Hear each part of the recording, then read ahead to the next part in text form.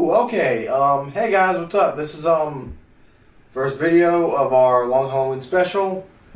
We're highlighting the one, the only Wes Craven.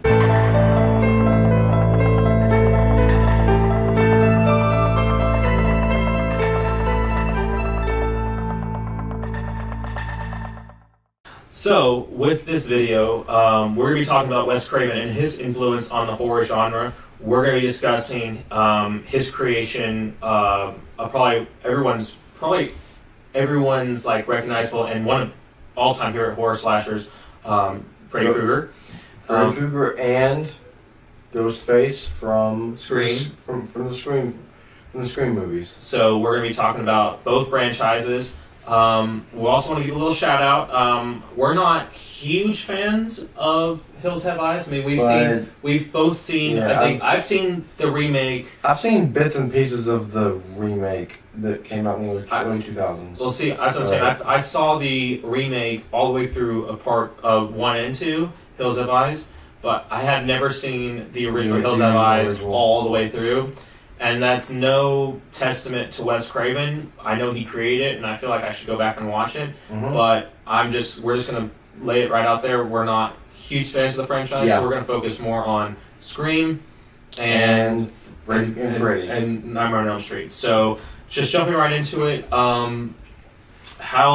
Because this Jacob here was really pushing for Wes Craven, and that kind of got the ball rolling on our horror spotlight for icons of horror.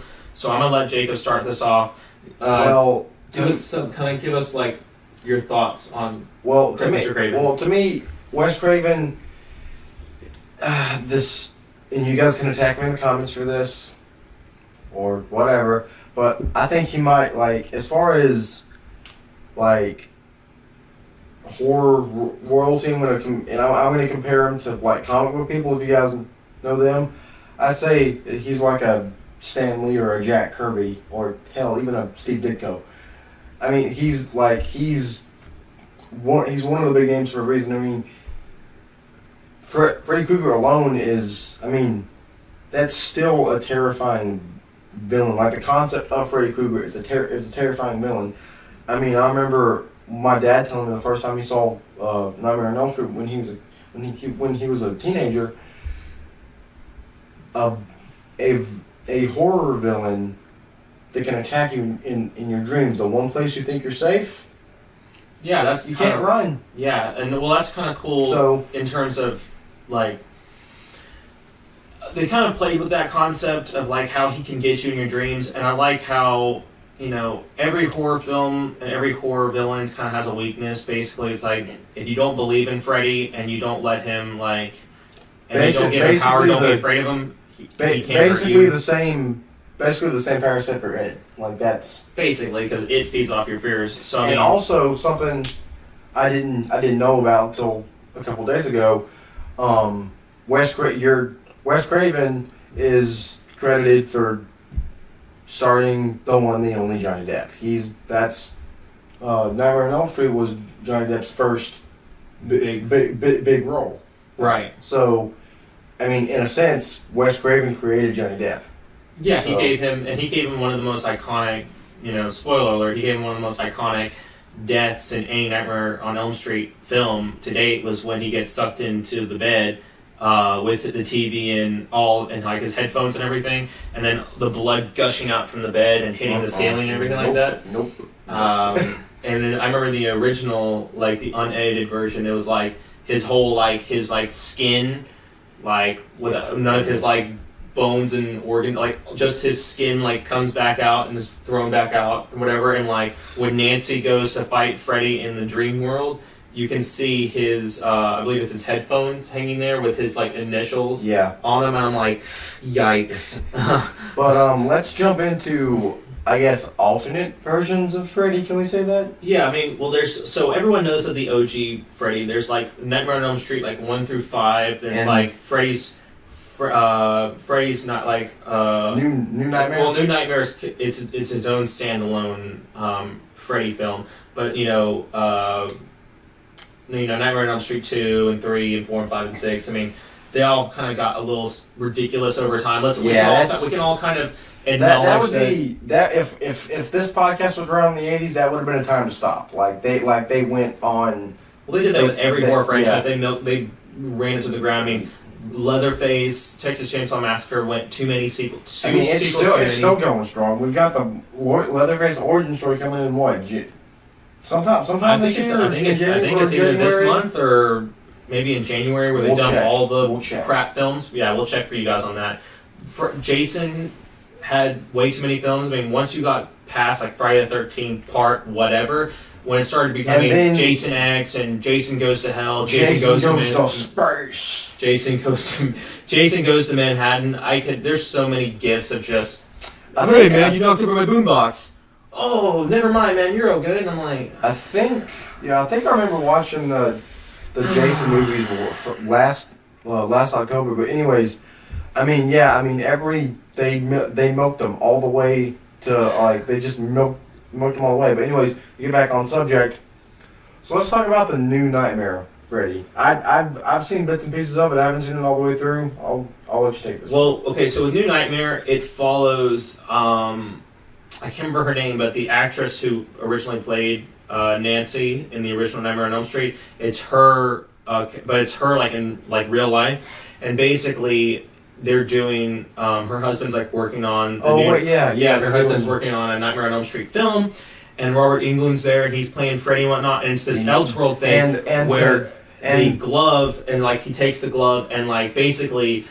Freddy's actually real, it takes place in the real world, not in this fictionalized Nightmare on Elm Street universe. It takes place in basically this universe. And so basically Freddy is a real being, and he comes alive and he starts killing people, and he's trying to come after the real life Nancy and not her character, and come after her family and whatnot. That's correct. That's and there was, and I remember it's one of the most famous kills actually was. When he gets the babysitter for her son, and he's just hey, have you ever played Skin the Cat? And he's just taking her up on the the ceiling of that that patient room or whatever that, and starts skinning and killing killing her in front of the kid, crazy. And and the kid's having to watch, and how they reinvented and redesigned Freddy's look. And they actually made him look scary, because I felt his original look, his burnt look, he just looked like Robert Englund with some folds in his skin and a fedora.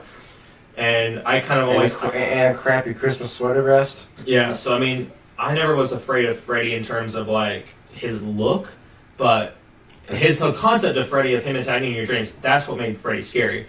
Which still makes him scary. But with Wes Craven's New Nightmare, that was, to me, that's how horror films should be. The fact that you have these films now where you come up with these sequels or you come up with remakes where they're not really pushing the envelope, they're not trying anything different. They're just doing the same old time. Having a Freddy Krueger that exists in the real world, and he develops over our fears and whatnot. He actually comes alive and starts going after the real Nancy from the universe. Yeah, I thought that was a very clever idea on Wes Craven's part, and to me, that's what I miss about old school horror films. And they actually tried, and that's what Wes Craven brought to the horror genre. He not only made the wheel, but he reinvented it. Right, and that brings us to the remake that was, or the reboot, or whatever the 2010.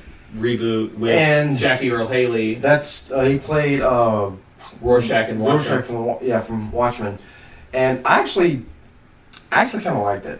I did too. I thought it was fun. It added more depth to the character. They went back to what Wes Craven's original idea was of him being a child molester, because in the original, because it was set in what was the first one was released in the very early 80s. Yeah, and back then.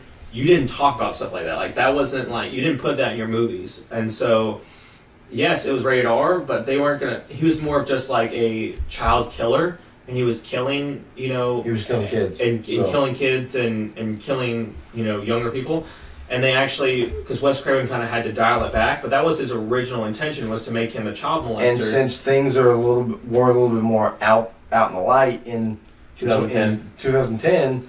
They could go for it, and I think the way that they showed that he got burned up and got those scars were That was actually, it was I a thought it very was good idea. Yeah, and the 'Cause way if I remember correctly in the movie, they corner him in a warehouse, right? yeah, it's a warehouse, but that's in the middle of like a steel mill. Yeah. And they throw the Molotov cocktails in there and burn him alive, and he can't get out because they lock the doors. Yeah. And so then he kind of like busts out, and we get to see like the kids, and it's this cool idea where the kids see, and they think, oh, they're going after, like, Freddy's coming after them because of the fact that the parents killed him over like false accusations, when in reality, the more the story progresses, then they realize near the end of the film, spoiler alert, they find out that they were all, molested and abused by Freddy, him, yeah. and that, And now he's just coming to finish the job. and he's coming to finish the job, and he's coming to kill the kids out of revenge, also to the family. So I thought that was a really cool. And correct me if I'm wrong, but did Wes Craven oversee? I think he was. I think he had his hands in that. I mean, he passed away in 2015. The film was done in 2010. He didn't direct it, but I believe he was. I think he had. Him and Michael Bay produced it. I do know that because it was done through New Line. I think it was, and again, Wes Craven put more elements into one of his best characters, which I think, I've said it enough during this video. I mean, that's the reason I love him so much. He can take he can take elements from a character that you think and he just adds on top to it. He adds more layers to a character you didn't think you could add more layers to. Yeah. So we really like Wes Craven for that. But then moving on to his other big franchise with Scream. That was one of the first horror films that I remember watching. We were kids. We were kids, but Neve Campbell and Courtney Cox and Reese Witherspoon. David and Reese Witherspoon wasn't in it. Do you think? No, she was in like the. No, wait, no. You're thinking about Drew Barrymore. Yeah, Drew. Yeah, sorry. Drew Barrymore and and and Courtney Cox and David Arquette and Neve Campbell and Matthew Lillard. And so many. Oh my God, who's good actors in them? And then who was? Oh, and Jamie Kennedy. God, remember Jamie Kennedy explaining the rules of horror. See, that's something I was about to say. The thing about how to survive a horror film. Yeah, the thing that about Scream that I like so much, it was self-aware. I wouldn't say so much fourth wall breaks, but I mean, he's basically speaking to the audience about why Jamie Lee Curtis survives the original Halloween franchise. Is basically she doesn't have sex, she doesn't reveal herself in any nudity, she doesn't ever go alone anywhere unless she's being chased. He basically comes up with all the bring extra always bring a flashlight with extra batteries. Yeah. Kind of thing. And so the rules were really clever. And then never say, or my favorite was, never say, I'll be right back, because you'll never be right back. And I love how, it's kind of cool, because then Matthew, spoiler alert, but in the original Scream... If you haven't seen Scream by now... Loser. But when Matthew Lillard goes and is like, I'll be right back, as a joke towards Jamie Kennedy's character, and then the reason why he comes back is because he's one of the killers. Yeah. So that was actually really clever, because then that's the reason why Ghostface is able to kill people the way he is and kind of divert suspicion. Because he's two people. Because he's two different people. And again, Wes Craven's so ingenious that he wrote a clever plot twist into that film. Man keeps reinventing the wheel. And so, and then some of the Scream sequels were good. I mean, some of them were more forgettable. I mean, some of them, they went the way of, like we said earlier, they went the way of the... I don't think they declined as bad. To me, though, I will say this about Scream. I don't think the sequels declined as bad as, Scream I mean, as like Jason did. Like Jason went like It was more like campy, like 1, 2, and they. yeah, like I felt like Scream because like dive. I remember Scream 3 had Patrick Dempsey from Grey's Anatomy, and he was like he was in there, and everyone kind of thought, oh, he was a killer kind of thing. And then they had, which I really liked when they went back and they did. I think they did. When did they do the remake? 2010. I think 2010. Yeah, I think it was like right at the cusp. I think of us graduating high school. I think it was 2010 because I just remember Courtney Cox was in it, and she. Well, all the original cast: Ned Campbell, Courtney Cox, David Arquette was back. All people were still alive. Everyone that survived the first one.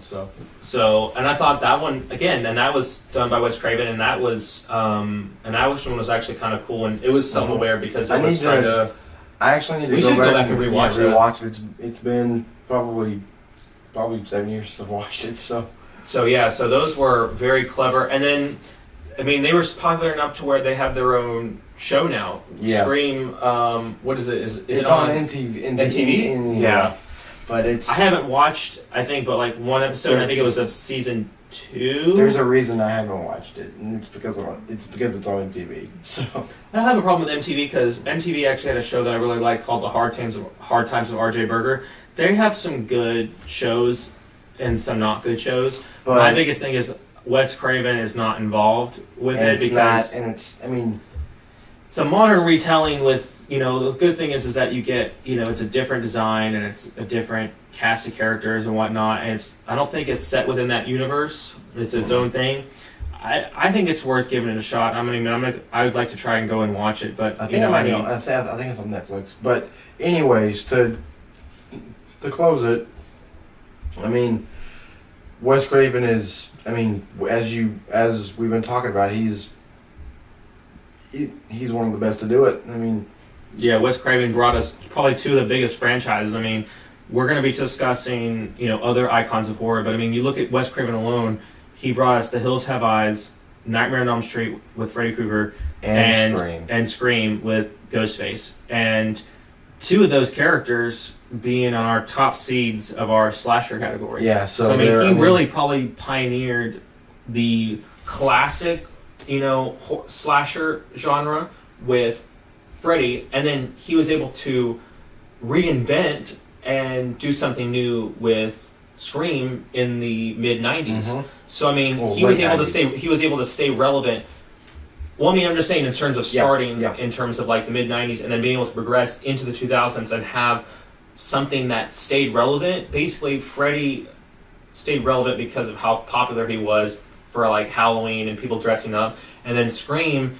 I remember dressing up. I dressed up as both Freddy and Ghostface. For I remember my brother had one of them had the ghost I had the mask that filled up with blood. I was about to say the same thing. My brother had I remember playing with that mask. So I mean, but yeah, I think that's it. I mean, it's Wes Craven, guys. So you can't get better than that. Wes Craven's.